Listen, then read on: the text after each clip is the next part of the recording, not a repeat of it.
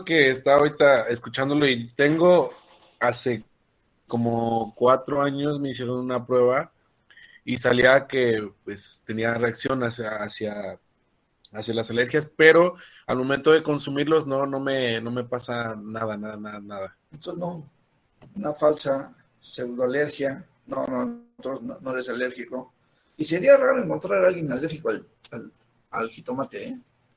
Este, entonces, los alimentos pueden desencadenar una reacción anafiláctica.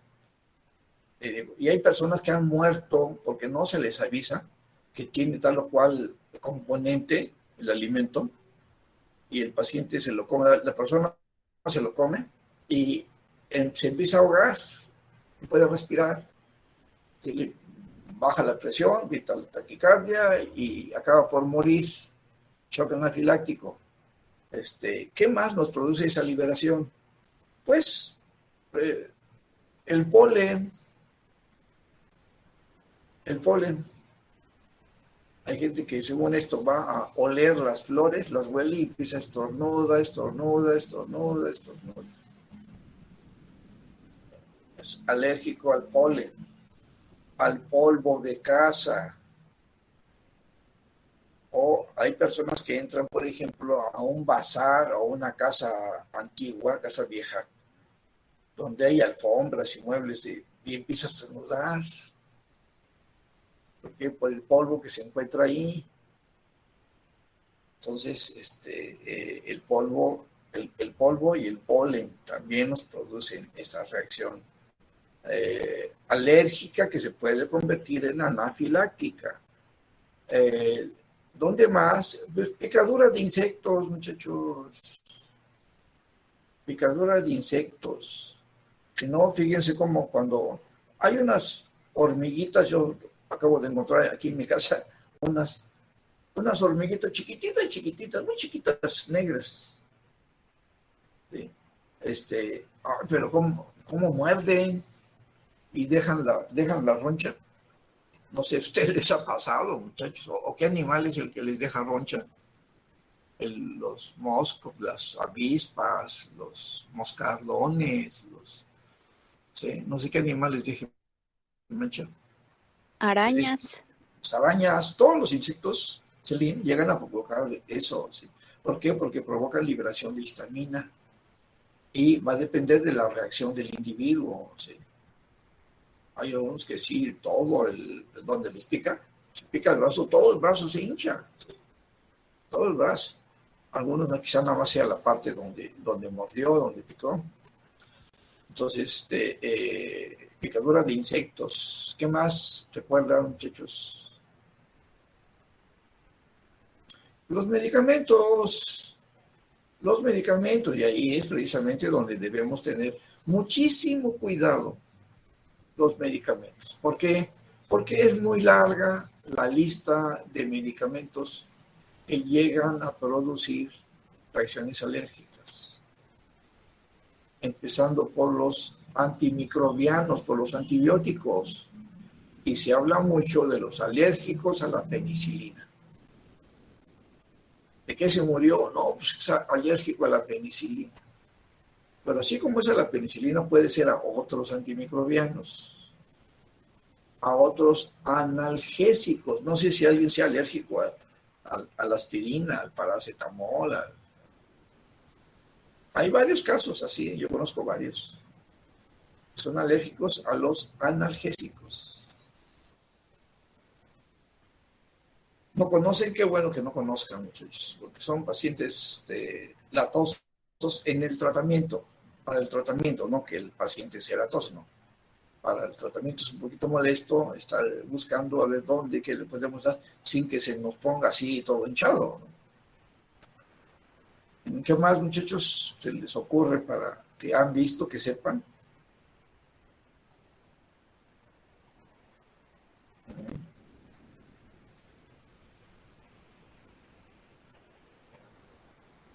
Hay un grado de alergia, de intolerancia, fíjense, a las proteínas del semen, a las proteínas del semen.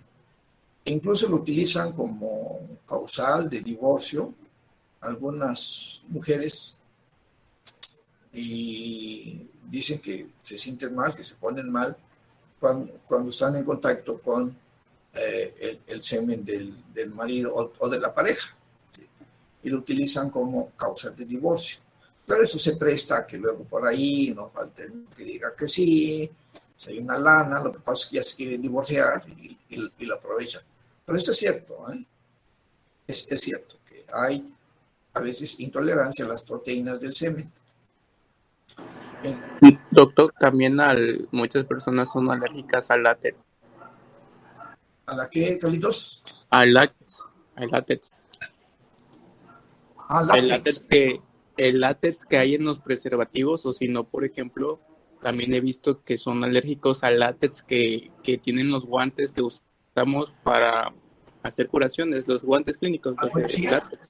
las fibras sintéticas, bien dicho, Carlitos, exactamente las fibras sintéticas muchas veces lo ponen. Esto se vio mucho ahora con los casos de COVID, se vio mucho que tanto de las fibras sintéticas como el que cubría la cara, las fosas nasales, generaba reacciones alérgicas. Entonces sí a ciertas fibras sintéticas, pero también fibras naturales como el algodón sobre la piel, es fibra natural, entonces también llegan a provocar ese tipo de reacciones. Los ácaros, los famosos ácaros que no podemos separarnos ni vivir lejos de los ácaros que cuando no se lavan bien las almohadas, las sábanas, ¿sí? O los colchones no tienen ventilación, pues a veces ahí crecen los ácaros y amanece uno con toda la piel, cuando estuvieron en contacto, toda la piel roja, ¿sí? Entonces eso entonces es por liberación de histamina, muchachos, por liberación de histamina, acuérdense. Y esta histamina nos puede provocar un shock anafiláctico. ¿Cuál es la reacción grave? Pues la reacción grave es cuando precisamente nos provoca una vasodilatación periférica que provoca salida de líquido, edema, sobre todo el edema de glotis, edema pulmonar que no permite que el paciente respire, a la presión arterial y nos lleva a un estado de shock. Es el shock anafiláctico ocasionado por liberación de histamina actuando sobre los receptores H1 de vasos sanguíneos, de corazón y de pulmón, muchachos.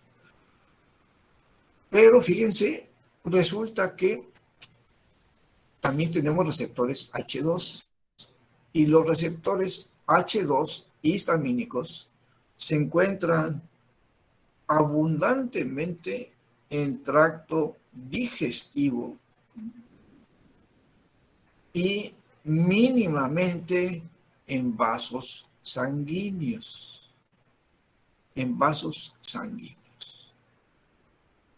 Entonces, vasos sanguíneos, endotelio vascular, va a haber una gran cantidad de receptores H1 y una mínima cantidad de H2. Tracto digestivo, va a haber una gran cantidad de receptores H2 y una mínima cantidad de receptores H1. Por eso es que cuando se libera histamina y actúa sobre los receptores, provoca dolor gástrico, dolor cólico. Se siente muy mal, muy mal. Bien. Pero para esto, ustedes como médicos, pues deben saber actuar. ¿Y qué se les ocurre? ¿Qué es lo primero que deban aplicar en un paciente que al que se le ha presentado un shock anafiláctico por liberación de histamina, muchachos? Acuérdense que las reacciones anafilácticas pueden ser en la primera hora, el primer día o la primera semana.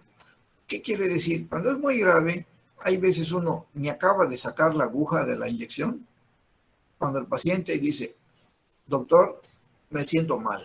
Cuando les diga eso un paciente, doctor, me voy a desmayar, me siento mal, lo primero que deben hacer es háblenle a un médico. Sí, no sientas broma, ay, broma.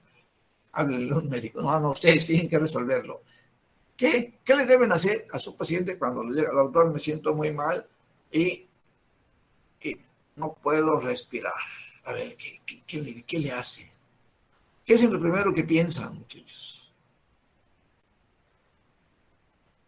¿En qué piensan? Y le toman la presión y va para abajo. ¿Ante qué están? Pues claro, Carlos, luego lo que tiene un problema anafiláctico. Ay, güey, lo acabo de inyectar. Le puse penicilina. Se siente mal. No puede respirar. Su presión va para abajo. Se va a chocar y se me puede morir. Muy bien. ¿Qué hace? Gracias, Carlitos. ¿Qué le pones? ¿Ah? Epinefrina. He visto que le ponen. A ver, Carlos dice epinefrina y Luz Clarita, ¿qué dices, Clarita? Adrenalina. ¿Por qué? Ahora dígame por qué.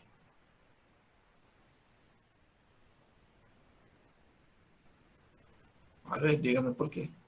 A ver quién contesta por qué. Puede provocarme una descarga simpática. Estimulando los alfa-1 va a provocar vasoconstricción.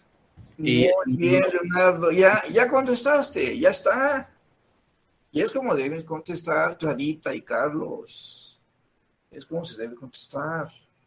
Adrenalina o epinefrina. ¿Por qué?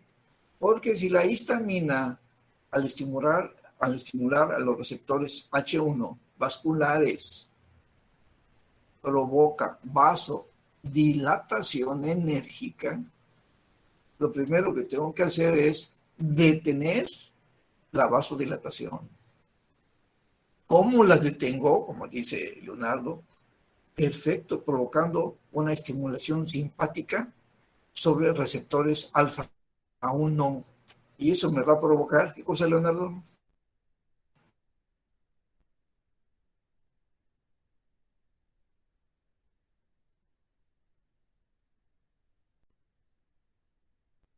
Presión arterial. Por el momento,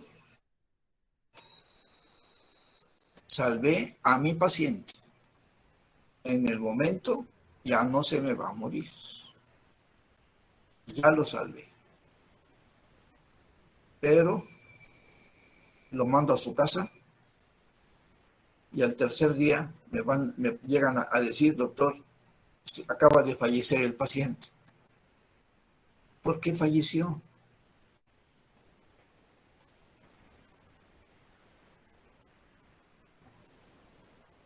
A ver, piénsenle, ¿por qué falleció?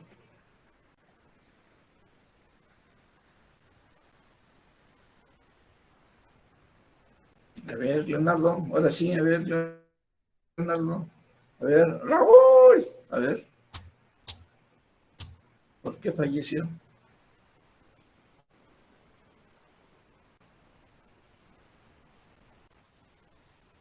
Porque como comentó usted, la histamina, bueno, la reacción alérgica puede ser en la primera hora, o bueno, al momento, a la hora, o puede durar hasta días.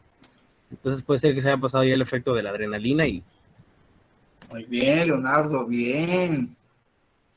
Lo único que hice con la adrenalina es, en ese momento, ¿sí? En ese momento, bloquear la acción de la histamina. La acción. Pero la histamina ahí sigue. La histamina ahí sigue. Entonces ahora, aparte de la adrenalina, de la epinefrina, ¿qué le debo aplicar a mi paciente? ¿Un antihistamínico? Un antihistamínico. Perfecto. ¿De qué tipo, Leonardo? Los antihistamínicos, hay antihistamínicos.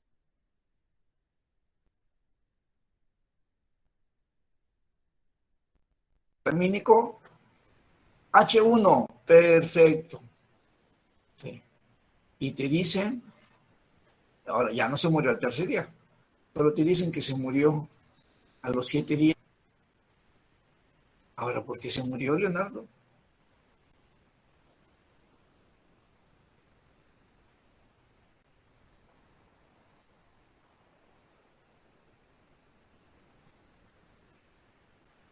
A ver, piénsenle, muchachos. Ya lo mencioné, ya lo mencioné.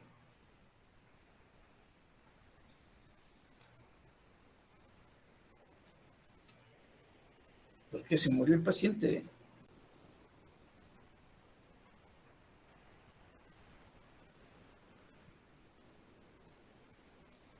Se les fue y se les va a morir el paciente de veras, ¿eh?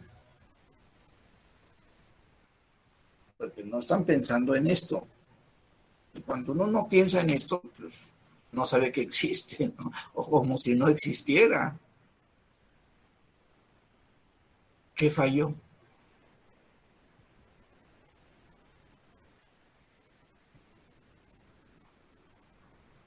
A ver, ¿qué receptores histamínicos encontramos en el endotelio vascular, muchachos? Repítanmelo, ya lo anotaron. H1 y H2. Entonces, Perfecto, perfecto. Entonces, Leonardo, siguió una vasodilatación por los H2 que se encuentra en menor cantidad porque solo bloquea los H1. perfecto. ¿Qué debo hacer, Leonardo? También H2. Perfecto. Eso es lo que debo hacer. Pensé que existen receptores H2 vasculares en el endotelio y que van a provocar también vasodilatación agresiva, salida de líquido y edema. O sea, pueden complicar el shock. Si le doy adrenalina,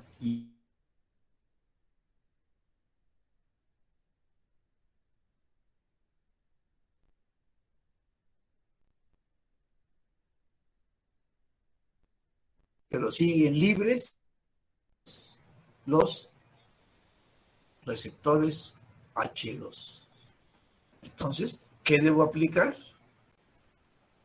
Un antihistamínico H2. Ahora sí, ya pueden dormir tranquilos, muchachos. Y si quieren dormir más tranquilos, mándenle también un corticosteroide de acción prolongada para bloquear toda acción inflamatoria, y ya quedan libres, y ya quedan libres de cargos, muchachos. Ya cumplieron su función como médicos. Paciente que presente una reacción histamínica que tienda a una reacción anafiláctica, primero adrenalina para que inhiba la vasodilatación enérgica. 2 antihistamínicos H1, 3 histamínicos H2 y, si se puede, 4 un corticosteroide para evitar todo proceso inflamatorio. Y con eso ya salvaron a su paciente de una muerte por shock anafiláctico.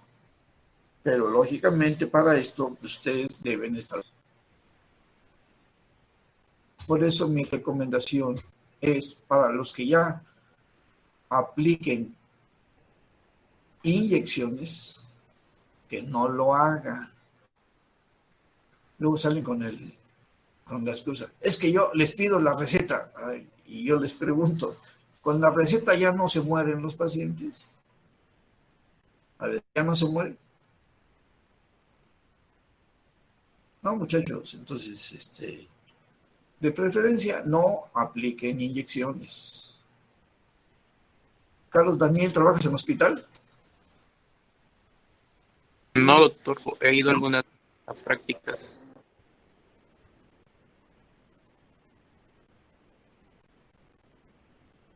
Acuérdense, lo que tienen que hacer es tener su botiquín. ¿Qué deben tener en su botiquín? Pues, jeringas, adrenalina y antihistamínicos H1 y H2. Fíjense, con estos sencillitos se puede salvar una vida. Entonces, eso lo deben tener siempre en casa, muchachos. Bien, ahora, ya que vimos de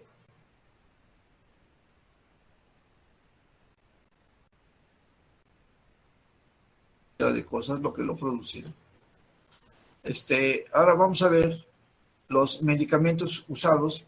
La adrenalina ya la mencionaron y ya la conocen, muchachos, ya la estudiaron. Ahorita saben más de adrenalina que yo. Ahora vamos a ver los antihistamínicos. Antihistamínicos H1. ¿Cuáles deben conocer? ¿Cuáles deben utilizar? Hay varios grupos. Con que ustedes conozcan a los derivados de la eriamina, etilendiamina,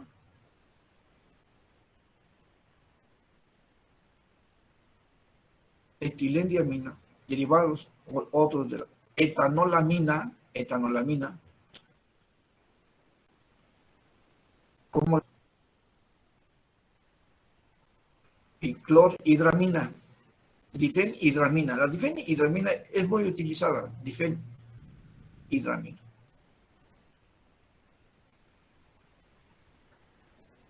El dimenhidrinato, difenhidramina.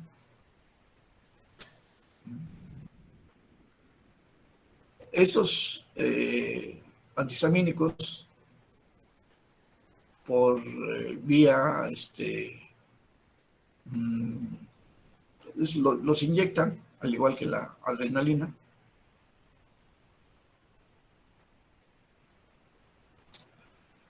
Y ustedes van a encontrar que hay antihistamínicos de primera y de segunda generaciones. Esos que estamos mencionando son de primera generación. Y se diferencian de los de segunda generación en que los de segunda generación no atraviesan la barrera hematoencefálica. Y esto tiene beneficios y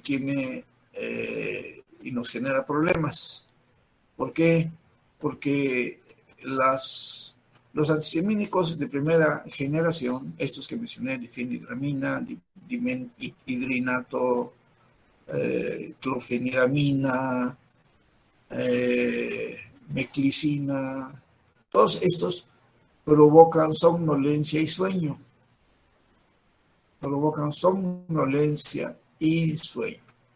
Por tanto, ustedes se imaginan en qué pacientes no se debe administrar.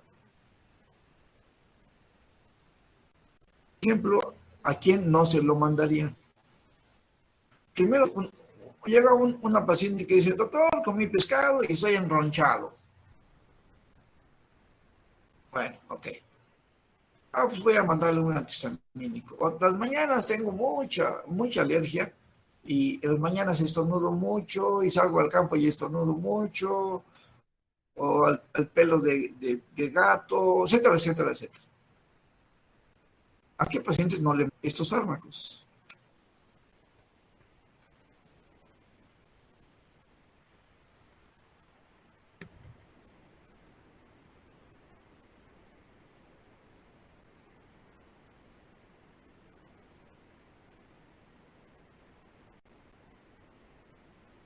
Pues el paciente, No, ahí es donde lo tienes que administrar, Ruth Priscila. Porque si tiene asma, pues recuérdate, es antihistamínico, le va a ayudar a Entonces, respirar. los antihistamínicos sí se incluyen, bueno, sí se pueden administrar en pacientes con asma. Sí, sí se pueden administrar, sí se puede.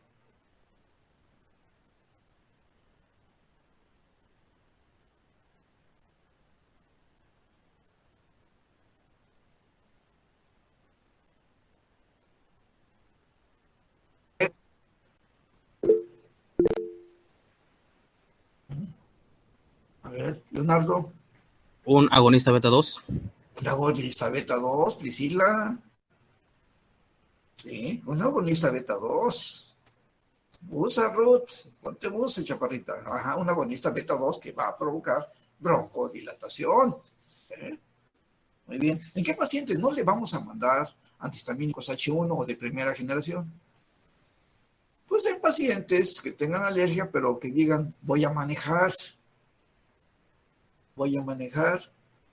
tengo trabajo, mucho trabajo durante el día, manejo maquinaria pesada, manejo X cosas, pues no le van a mandar ahí el antihistamínico de primera generación. ¿Por qué?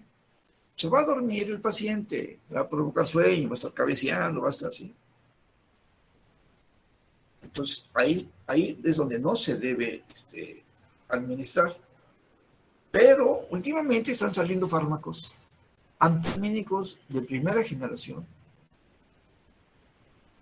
que se las recetan a pacientes que no tienen alergia. Pero, ¿a qué tipo de pacientes? A los que tienen problemas tal vez para dormir y eso, porque dice Exactamente, Priscila, exactamente. Se utiliza como inductores de sueño a los pacientes que tienen problemas para dormir. ¿No sabes qué? Tómese antes de 15 minutos antes, échese su diphenhidramina, su difenhidrinato, su meclicina, échese una pastilla. Y se lo toma el paciente y a los 15 minutos están cabeceando y ¡pum! Se sigue. Hay problemas para el sueño, se sigue. Son inductores del sueño. Pero también, como actúan sobre el tracto gastrointestinal, alivian, y a nivel central, receptores H3, alivian mareos, náusea y vómito.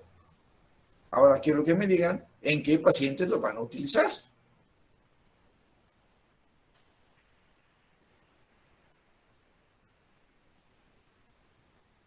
A ver.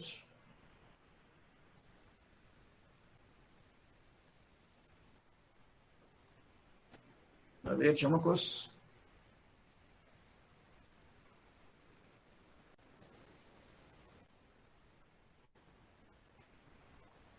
No sé si esté bien, pero pudieran ser en embarazadas. Claro, muy bien, Raúl. Raúl, muy bien, Raúl. En embarazadas para la hiperemesis gravídica. La meclicina da muy buenos resultados en las mujeres embarazadas. Cuando en el primer trimestre empieza a tener hiperemesis, hay mucho vómito, sobre todo matutino, ¿sí? Entonces cede administrándole un antihistamínico durante las noches, para que en la mañana no curse con náusea y vómito. Muy bien. ¿En qué otro tipo de paciente, muchachos? En personas que se marean, digamos, por ir a algún viaje o alguna salida. Perfecto, Diana, Yamilet, exactamente. Los que viven en Tasco, no sé si hay aquí alguien de Tasco, los que viven en Tasco y se van en camión y se sientan hasta atrás del camión. ¿Alguien ha ido hasta atrás del camión en un viaje a Tasco? ¿Nadie? Yo. ¿Tampoco nadie ha ido? ¿Quién dijo yo? No. Yo, doctor. ¿Y qué tal se siente, Uciel? Pues fue en autobús, pero normal. Fue en autobús, es lo mismo, ¿no? No sentí nada. ¿No? ¿Te sentaste hasta atrás y no sentiste nada? No, solo el olor pues que tiene el baño. No, hay una ley que se utiliza precisamente para los mareos en autobús. Dicen que el chofer nunca se marea. Los que van en medio a veces se marean, pero el que va hasta atrás siempre se marea. Sobre todo en las curvas esas de Tasco, donde uno nada más ve el paisaje, cómo se mueve de un lado a otro. ¿Sí? Uno no sabe para dónde se va a mover y sí llega a provocar mareo y muchas personas tienen náusea y vómito. Al igual que los que vuelan, algunos que van a volar ya saben que se echan antes su antihistamínico para el mareo, o los que van a Six Flags, muchachos. Hay gente que se avienta sabe que se va a subir al, ¿cómo se llama? Batman, ¿no? El Superman, la montaña rusa, ese tipo de cosas. Y se echan su antihistamínico y ya con eso evita que tengan tanto problema, que no se mareen. Entonces, ahí es a donde se van a utilizar los antihistamínicos, muchachos. Y los antihistamínicos H2 que predominan en tubo digestivo tienen como función estimular la liberación de jugo gástrico, de ácido clorhídrico. Entonces, de ahí ya está diciendo dónde pueden utilizar los H2. ¿Dónde van a utilizar los antihistamínicos H2?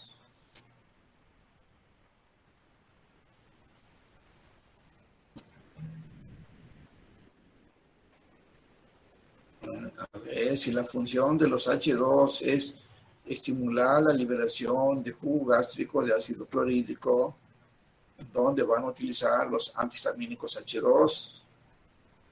¿En personas con reflujo? En personas con reflujo, muy bien, René.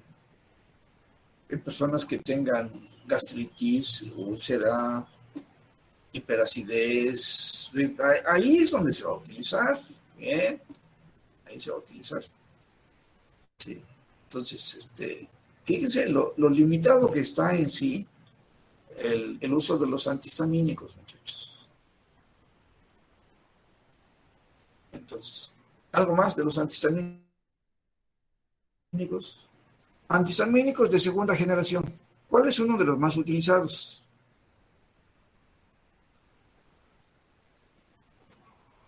¿Cuál cree que sea uno de los más utilizados, muchachos? La loratadina. Muy bien, Carlos, la loratadina. Es muy utilizado la loratadina. Hay otros, ¿no? Hay un grupo amplio de antihistamínicos de segunda generación. Pero como ustedes aprendan uno, la loratadina, bueno, ya reciten loratadina. Ya con eso, más que suficiente, ¿no? Tiene caso que se aprendan. Ahora, si ustedes quieren, aprendanse 20, ¿no? Aunque dominen uno, muchachos, al igual de los H1, que dominen uno, ya con eso. La loratadina es de segunda generación. ¿Y cuándo lo vas a utilizar, Carlos Daniel?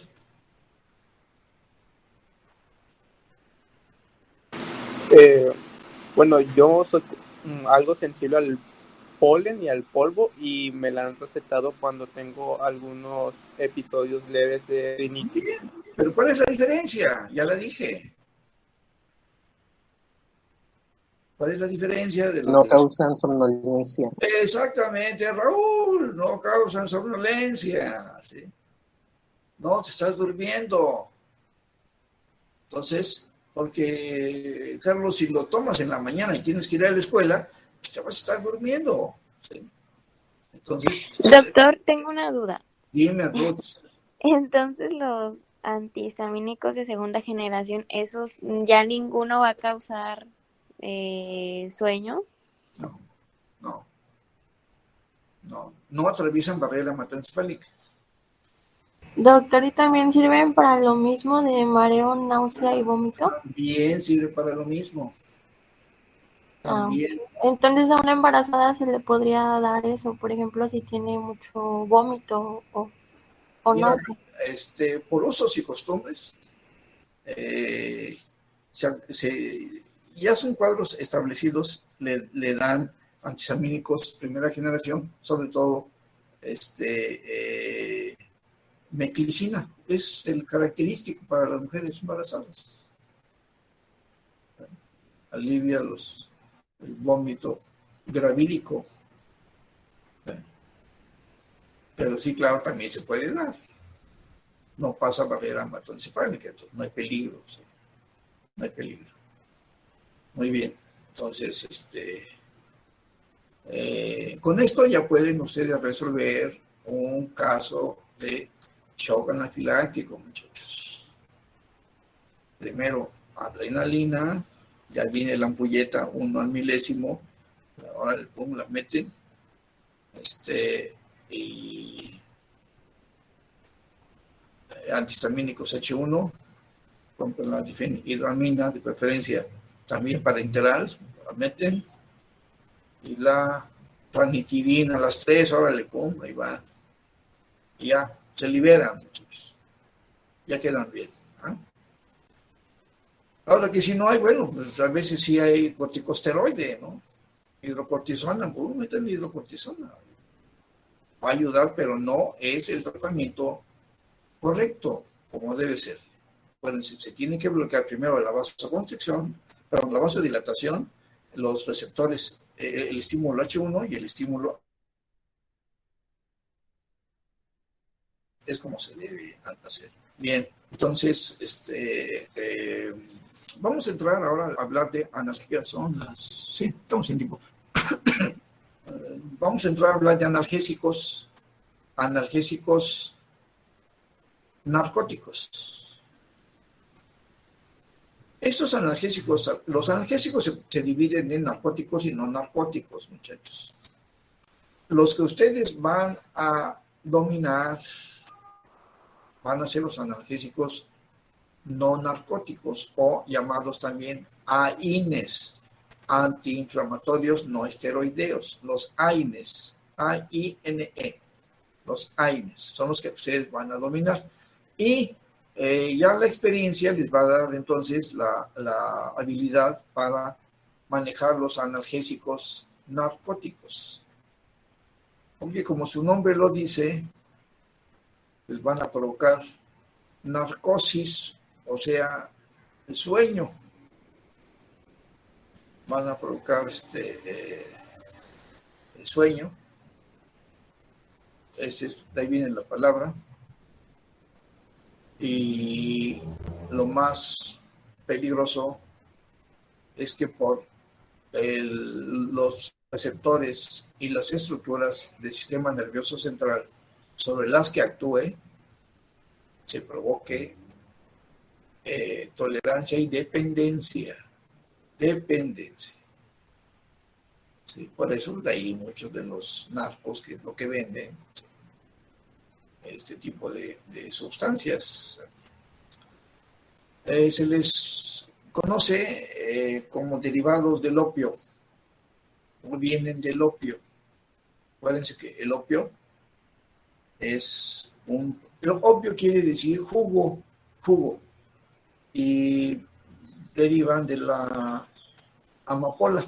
Allá los de la montaña son de conocer bastante de esto, ¿sí? Cómo se obtiene la amapola, cómo se raya el bulbo de la amapola, cómo se obtiene la goma de opio, cómo se junta la goma de opio. Es más, hasta saben a cómo está el kilo. ¿Alguien nos puede decir, los que sepan de por allá? Ahora resulta que nadie, ¿no? A ver, ¿quién nos puede decir? ¿Quién ha visto, hombre? No estoy diciendo que sean. ¿Quién ha visto?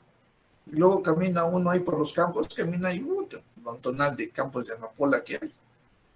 Yo lo he visto cuando voy a visitar a algunos primos. Ajá, ¿de dónde eres, Wendy? Yo soy de Veracruz, bueno, de Chilpancingo. ¿Y qué es por allá? A ver, ¿a dónde? Es que tengo primos que son de la montaña.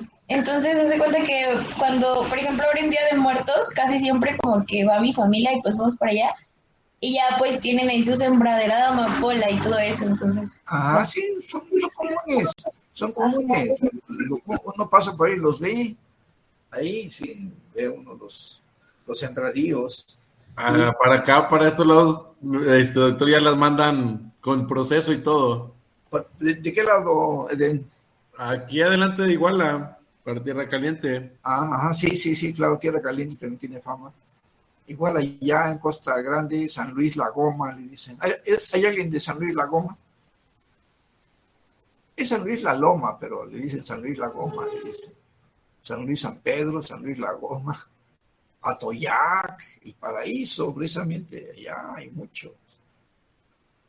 Y la otra vez un alumno, un compañero, nos explicó, porque era de la montaña, y nos explicó cómo se rayaba el bulbo, cómo sangraba, cómo recolectaban la goma. Nos dijo hasta el precio de la goma, del kilo, ¿sí? Cómo se obtenía la goma de opio. Muy bien, bueno. Entonces, la palabra opio quiere decir jugo, y del opio se obtienen como 20 tipos de alcaloides. 20 tipos de alcaloides, que pueden ser fenantrénicos y benzilisoquinoleínicos. Son dos grupos principales de alcaloides. Alcaloides fenantrénicos, por su estructura química, y benzilisoquinoleínicos. Dentro de los fenantrénicos está la morfina, la codeína y la tebaína. Morfina, codeína y tebaína. Y de los benzilisoquinoleínicos está la papaverina y la noscapina. Bien, de esto los que más nos interesan son los derivados de la morfina. También los derivados de la codeína se llegan a utilizar como analgésicos, pero no son tan potentes como la morfina. Y la acción que tiene la codeína es actuar sobre centros superiores, inhibiendo el centro de la tos. La codeína, hasta hace algunas décadas, era componente principal de los jarabes para la tos. Ahora ya no es la codeína, ahora es el dextrometorfán, que también es un derivado dextro, pero es sumamente bajo en relación a la producción de adicción. No, casi el dextrometorfán casi no llega a producir eso. Entonces, es la morfina, la codeína y la tebaína. La tebaína prácticamente ya no se utiliza con fines médicos. El único que se utiliza es la morfina. La morfina. Su nombre, en el nombre lleva la fama, morfina, por dios Morfeo, el dios del sueño. Fíjense que en la antigüedad le daban morfina a los niños para que se durmieran. También le llamaban laudan, le daban morfina para que se durmieran los niños. O sea, es viejísima el uso de la morfina, muchachos. Y luego de ahí se dieron cuenta de los efectos que producía la morfina. Y esos efectos se producen debido a que nuestro organismo, nuestro cerebro, produce naturalmente sustancias parecidas estructuralmente a la química de la morfina. Se llaman endorfinas. Tenemos endorfinas, que son sustancias que produce nuestro cerebro y tienen una estructura muy similar a la morfina. Y tienen una función, sirven como mecanismo de defensa o se liberan en los momentos muy placenteros. ¿Cuándo se liberan las endorfinas? Pues se pueden liberar, por ejemplo, cuando uno está muy feliz, cuando uno está riendo mucho, que está muy contento, ahí se liberan las endorfinas. También se liberan cuando uno hace ejercicio. Después de cierto tiempo de hacer ejercicio, se liberan endorfinas y uno se siente muy bien. Yo alguna vez, aunque no lo crean, hice ejercicio. Mi especialidad era correr maratones. Entonces yo cuando entrenaba, generalmente después del kilómetro 20, me empezaba a sentir muy bien. Y yo decía, no, todavía aguanto otros 20 kilómetros, por liberación de endorfinas. También las endorfinas se liberan en el acto sexual, porque son momentos placenteros. Y esa es la función precisamente de las endorfinas, muchachos, ¿sí? generar placer, generar placer. Por algo los drogadictos le llegan a la morfina. ¿Sí? ¿Por qué? Porque les genera placer. También se llega a liberar morfina en los pacientes que cursan con o que están ante una situación muy agresiva, estresante, una emergencia. Hay una escena cuando las Torres Gemelas, cuando se incendiaron las Torres Gemelas, donde se ve a una persona, fueron varias, pero las cámaras graban a uno que desde el piso, no sé qué, muy alto, ¿sí? Se arroja por la ventana. No sé si ustedes recuerdan esa escena, y se ve caer al paciente. Se ve cómo va en el aire, cómo va descendiendo a la persona esta. ¿Sí? Bueno, en esos casos, pues esa persona cuando llega al suelo prácticamente llega muerta, ¿sí? Porque es tanto el estrés y es tanta esa sensación que las endorfinas preparan al organismo para ese momento. Es un mecanismo de defensa.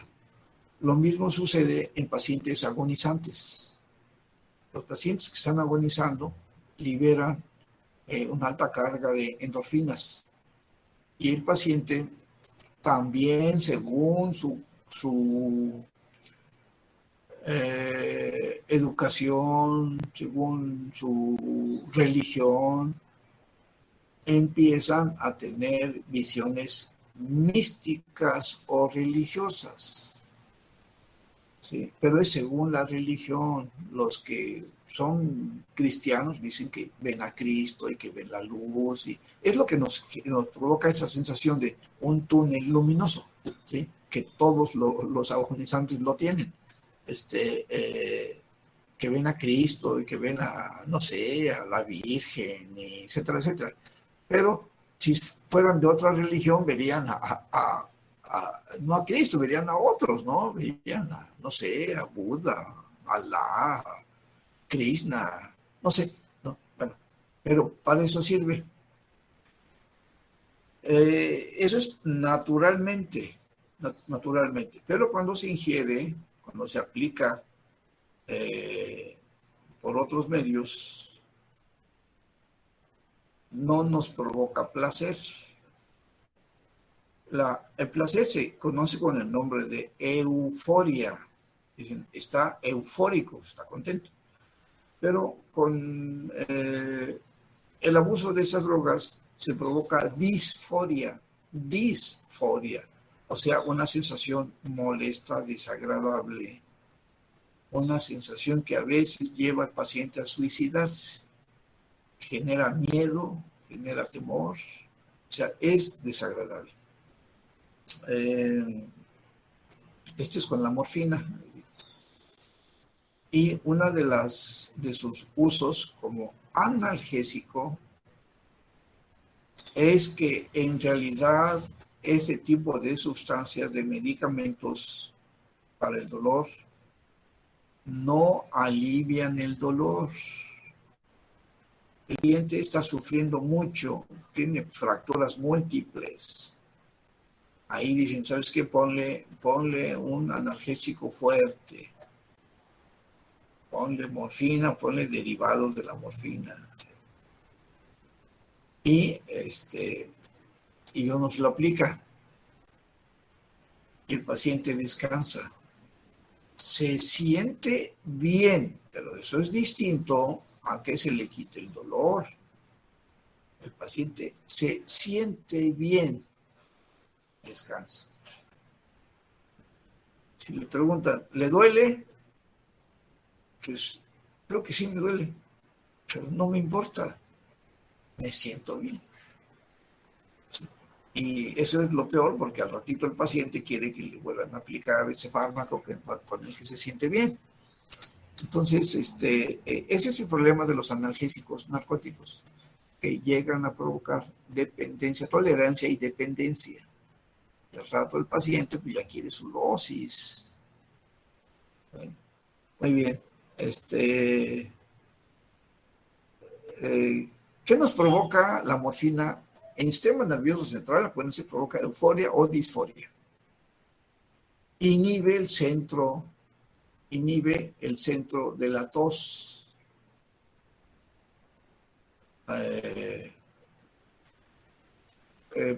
Nos provoca una disminución en el gasto cardíaco. El paciente respira más tranquilo. Y actúa sobre el tracto gastrointestinal, provocando relajación de la musculatura lisa, pero contracción de los esfínteres. Relajación de la musculatura lisa intestinal y contracción de los esfínteres. Con base en esto, claro, lo primero es de que ¿dónde lo podemos utilizar? Los derivados, bueno, para la tos, perfecto, para yugular las crisis tosígenas. ¿Y para qué más lo podemos utilizar? ¿Pacientes con incontinencia urinaria? No, Leonardo. Por ahí vas.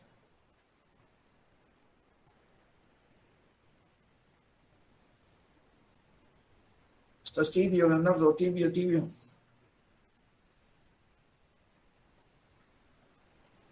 ¿Pacientes que presenten cólicos? Puede ser. Hay relajación de la musculatura lisa intestinal, pero el uso más común para los cólicos, pues das butiliocina, das un anticolinérgico, ¿no? ¿También se podría usar en pacientes con presión alta? No. Anet, ¿qué podría estar en un paciente que cursa con presión alta? Ya lo sabes. Ayúdenle. Antagonista alfa 1. Antagonista alfa 1. No, Leonardo. Otro más no tan agresivo, Leonardo. Diuréticos. No. Propanolol. ¿Bloqueadores beta? Exactamente, un bloqueador beta es menos agresivo. Está bien, Leonardo, pero es muy agresiva darle antagonistas alfa 1. Sí. Fíjate bien para qué las utilizan y son para cuestiones un poquito más graves. Muy bien, un propanolol, un antagonista beta 1. Sí. Pero a ver, entonces, en qué otra cosa daríamos un derivado de la morfina?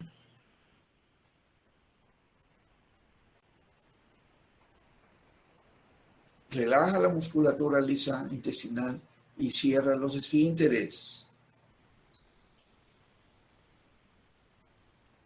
¿Diarrea? En la diarrea, Leonardo, claro, en la diarrea. Y muchos fármacos son derivados, por ejemplo, el difenoxilato, la loperamida, son derivados sintéticos de la morfina, porque provocan relajación de la musculatura lisa y cierre de los esfínteres. Entonces se utiliza para el tratamiento de la diarrea. Muy bien. Bien, entonces el uso principal que se les da, fíjense, es para la tos, antitusígenos, dextrometorfan, para la diarrea, difenoxilato y loperamida, el Imodium y ¿cómo se llama el otro? La loperamida, ¿cómo se llama, muchachos? Lo anuncian mucho en la tele. Para la diarrea. Híjole, bueno, busquen ahí cuál es la loperamida, cuál es el nombre comercial de la loperamida. Y los analgésicos. Hay los que se llaman analgésicos débiles o narcóticos débiles que se pueden utilizar en pacientes comunes que no estén con dolores muy fuertes, muy agresivos, ¿no? Por ejemplo, ¿cuáles pueden dar? Se pueden dar el famoso tramadol, el tramadol. Si bien me deja al paciente así medio, tiene sueño y que se siente chido, sí, pero bueno, eso se puede dar el tramadol. O el dextropropoxifeno, que es un derivado sintético igual. Dextropropoxifeno, también así medio, deja al paciente medio happy, ¿sí? Pero son los más, los menos agresivos, los más leves que tenemos de los analgésicos narcóticos, esos dos. Porque hay otros que ya se dan para dolores más fuertes, como el Nubain. El Nubain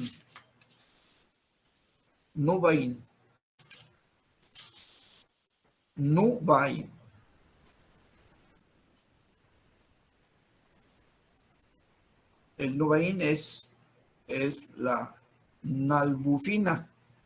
Es la nalbufina, muchachos. Nalbufina o Nubain. Esta antes la vendían en la farmacia sin problemas. Uno me da, por favor, una Nubain. Ya se la daban a uno. Servía mucho precisamente porque hay pacientes que sí requerían de un analgésico fuerte. Pero ahora ya no lo consiguen. Otro que también venden por ahí, que es difícil de conseguir, pero que se vende en forma pirata, está de moda, el fentanilo, muchachos. El fentanilo. ¿Se han escuchado, no? Que últimamente que hay tráfico de fentanilo. Sí, doctor. Sí. O si tienen un amigo, un conocido anestesiólogo, pregúntenle, oye, ¿qué hice con el fentanilo? Porque se siente bien chido, dicen. Según es una mejor sensación que la de la cocaína. Bueno, es que es distinta la cocaína, Lluvia, acuérdate, estamos hablando ahorita de morfina. Quizá puedes decir de la morfina, no de la cocaína. ¿Sí?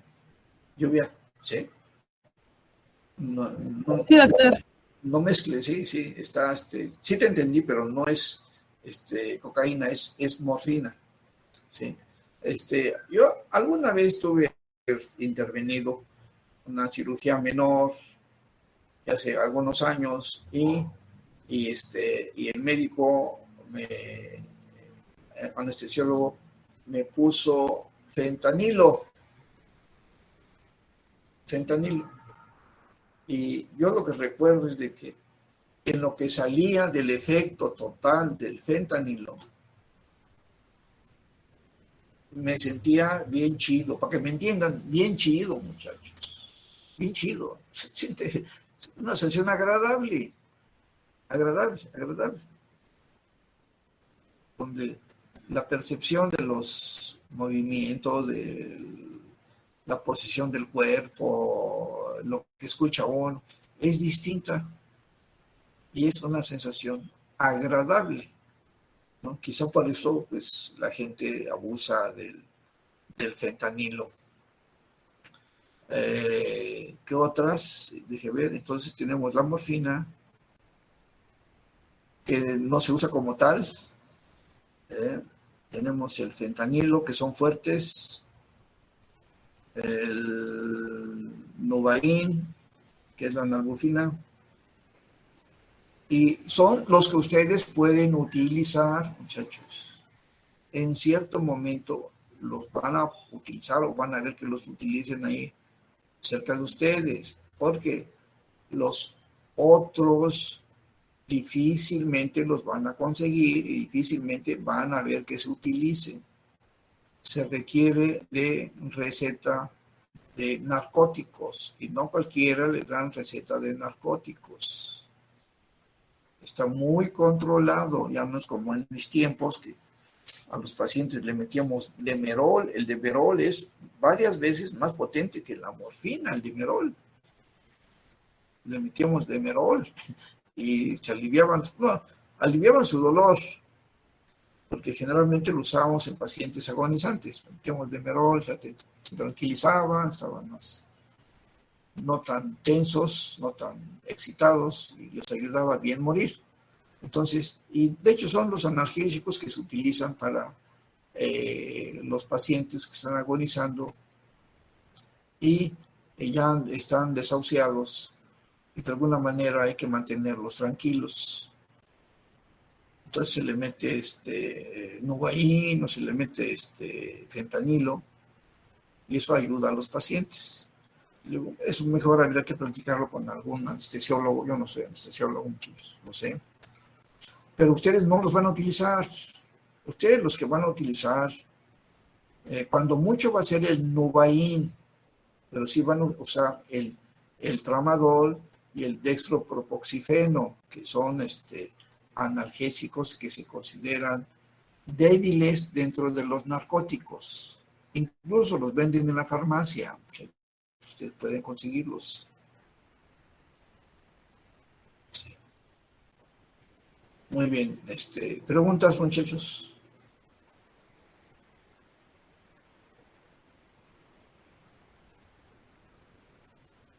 ¿Preguntas?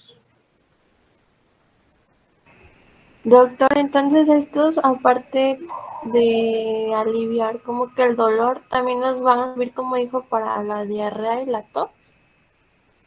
¿O me confundí?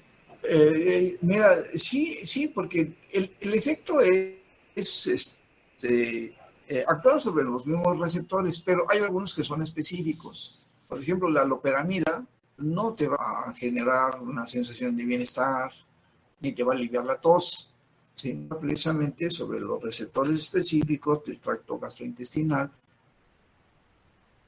para provocar relajación y cierre de esfínteres. Por eso se clasifican dentro de los antidiarreicos, al igual que la codeína, dextrometorfan, y déjame ver cuál más, el benzonatato, que se consideran porque actúan en el centro de la tos, bulbo raquídeo, y ahí lo bloquean.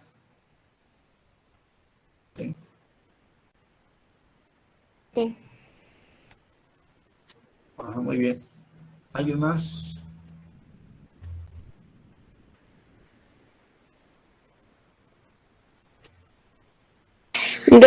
Doctor, entonces como tal los narcóticos, bueno, es que yo por lo regular sí he escuchado que a varias personas les ponen para el dolor, que tienen dolor, no sé, muscular y así, pero como tal no es para eso, ¿sí? Para quitar, o sea, Mira, no todos en específico. no, mira, debe ser, no sé, una fractura de fémur, por ejemplo, donde el dolor es muy intenso. Y bueno, pues hay que yugular ese dolor, que paliarlo, pues no sé.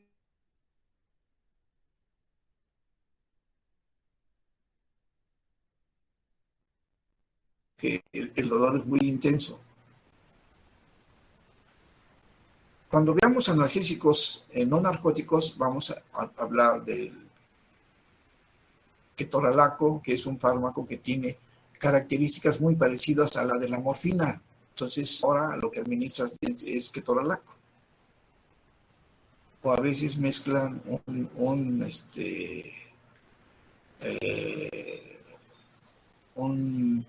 derivado de la morfina ligero con un analgésico AINE para que ejerzan su acción sobre sitios. Pero depende la situación. Por ejemplo, el cáncer terminal, tienes que usar forzosamente un derivado de la morfina, capacidad para quitar el dolor muy fuerte, porque el dolor es fuerte. Una persona quemada, por ejemplo, quemadura de segundo o tercer grado, en gran parte del cuerpo, pues tienes que limpiarlo, tiene dolor y pues hay que aplicarle Entonces, Entonces los narcóticos serían como para dolores muy fuertes y los no narcóticos serían para dolores pues leves.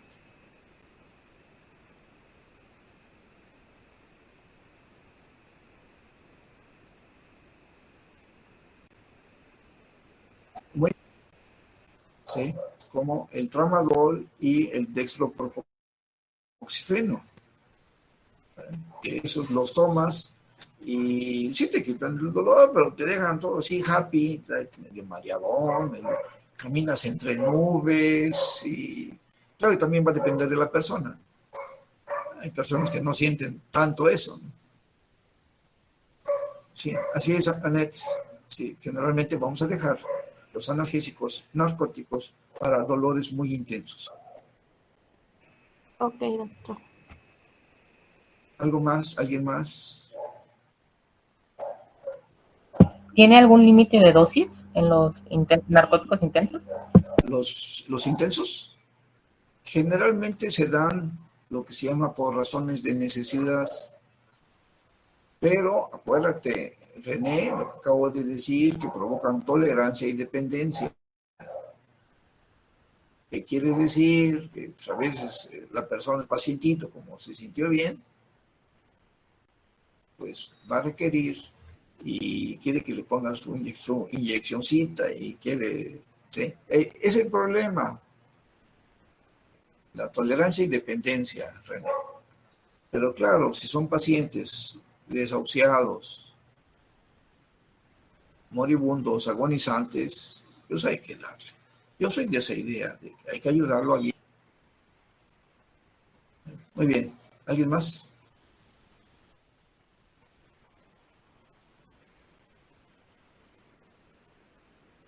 No, bueno, es lo elemental que tienen que saber de los narcóticos, muchachos. No nos vamos a meter mucho en más, le digo, porque no los van a usar. No los van a usar. En caso que nos metamos con el sistema nervioso central y veamos los tipos de receptores, moño, lambda, kappa, porque pues, no tiene caso. ¿Sí? Entonces, ahí le dejamos la clase que entra, vamos a ver analgésicos, no narcóticos o AINES, procuren leer un poquito porque prácticamente es lo que ustedes tienen que dominar, muchachos. Como buenos médicos, tienen que dominar el programa de Pharma, tienen que dominar los siguientes temas, fíjense, simpático y parasimpático. 2, analgésicos, narcóticos y no narcóticos.